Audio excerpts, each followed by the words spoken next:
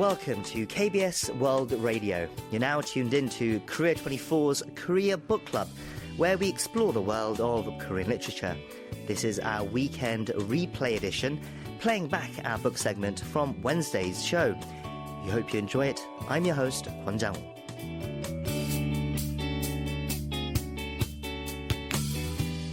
Joining us once again is our literary critic, Barry Welsh. Barry, hello, it's great to see you again. Yes, hello, it's great to be back. Okay, so what do you have for our listeners today? So this week we are reviewing a short story called Roadkill by Park Min-gyu, and the title is the same in Korean and in English. And Roadkill is a celebrated science fiction story. It was originally published in Korea back in 2011 in the Chaungwa Moum journal, and it would go on to win the highly regarded O Yeongsu Literary Award later that year. And it's actually been translated and published twice in English. So in 2013, Esther Song's original translation was published in the Azalea Journal of Korean Literature and Culture, and that was when they did a special feature on contemporary Korean science fiction. And then a second translation, this time credited to Esther Song and Gord Sellar, was published in the Ready-Made Bodhisattva collection of Korean science fiction. And regular listeners will know that we reviewed that collection before, Ready-Made Bodhisattva. Right. And we've also reviewed a couple of Park's short stories in the past, and his work is often surreal and bizarre and often humorous as well. But at the same time, he still has a strong sense of empathy and understanding for his characters. And we can see all of those elements in today's story, in which Park fully embraces the sci-fi genre. Roadkill is set in a not too distant future when countries have been replaced by giant mega corporations, and the countries of Asia have all been amalgamated into one massive mega corporation simply called Asia, and it exists as a sort of technocratic futuristic state. Right.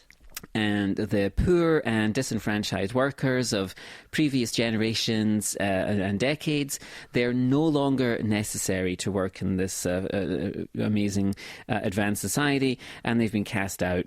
And so these poor souls, they amass along the border, with some making desperate attempts to break in. And it's an excellent story, and it draws on issues from our world today and extrapolates what the future will look like if we don't change course.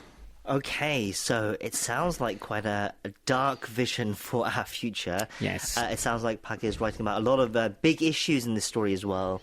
Corporatization, immigration, wealth inequality. It sounds fascinating. How does Park bring these elements into the story then? Yes, it definitely is a bleak vision of our potential future. So there's two storylines in Roadkill that eventually connect unexpectedly. In the first storyline, we're introduced to two robots who patrol the border between the Asia megacorporation and the outside world. The two robots are called Maxi and Mao. And their job specifically is to remove the dead bodies of those who have tried to cross the ultra-fast shuttle system on the border and they've been hit by a train.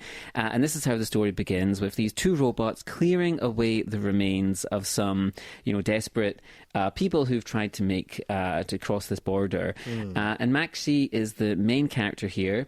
And as is often the case in stories like this, Maxi seems to be becoming aware that something isn't right.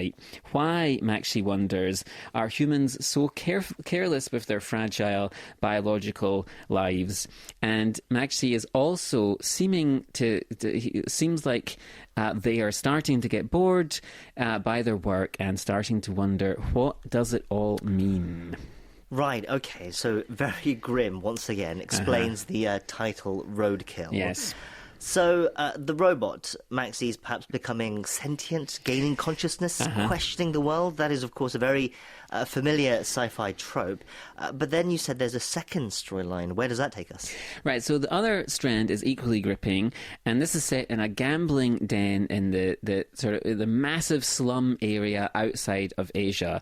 This is imagine a kind of crime-ridden dystopian, sort of cyberpunk shanty town. town that we've seen in many science fiction films. We have, and in this gambling den, we have a young man who's facing off against an older man in a game of Russian roulette for a crowd of yelling gamblers. The young man has won eight such similar matches in the past. The older man is the legendarily lucky survivor of several dozen such matches. And so as they sit there and play this game, and they drink and they smoke and they take turns putting the gun to their head, they have a conversation about the world that they live in now and what it was like in the past. The older man can remember a time when he had a family and a career, and he went on luxurious holidays to the seaside. And this was before technology advanced and removed the need for workers, making him literally redundant. And the younger man grew up in a world after this, when the jobs had already vanished, and only a select few could live within the walls of the sort of techno utopia nation-states like Asia and the other similar places.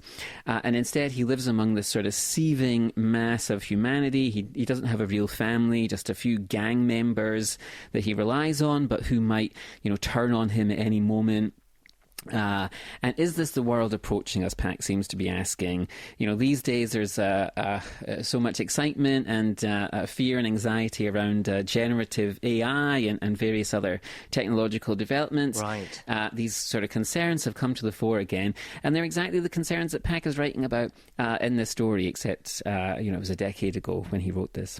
Interesting. It is so, again, timely, considering, as you said, all the recent concerns over AI, how AI could make a lot of jobs obsolete, possibly. Right. Mm-hmm. So then what do you think Park is saying about our relationship with technology in this story? Right, yeah, so there's a lot of things to say about this story. It's very much part of the dystopian trend we can find in a lot of Korean sci-fi. So what is the point, Pak seems to be asking, of developing the technology if it leads us to this position where the mass of humanity is discarded? The technology might become sentient in itself, but, at what cost? What's the point? And it's another fantastic Park Min-gyu story, another fantastic example of Korean science fiction. It's a thought-provoking sci-fi story and just a great example of several trends in Korean sci-fi in general. Indeed, I would say very Black Mirror-esque as well. Absolutely. Yes, a fascinating addition to Korean sci-fi literature and to our book club as well. Barry, we'll have to call it a day there. Thank you for bringing us that book. We'll see you again next time. Okay, take care.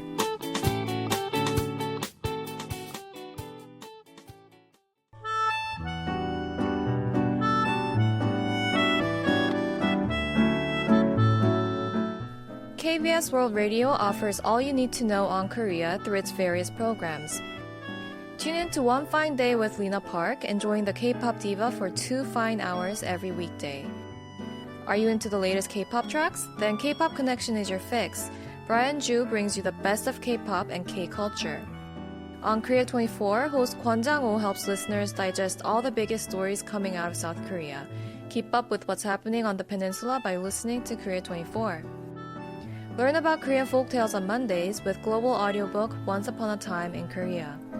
If you're a bookworm, don't miss Books on Demand, a program that introduces Korean literature to the global audience every Tuesday. Our Wednesday program, Korea Today and Tomorrow, provides news on the latest diplomatic developments in and around the Korean peninsula. Want to go deeper than K-pop? Sounds of Korea takes a closer look at various traditional music every Thursday. KBS World Radio is your go-to channel for all things Korea. Tune in!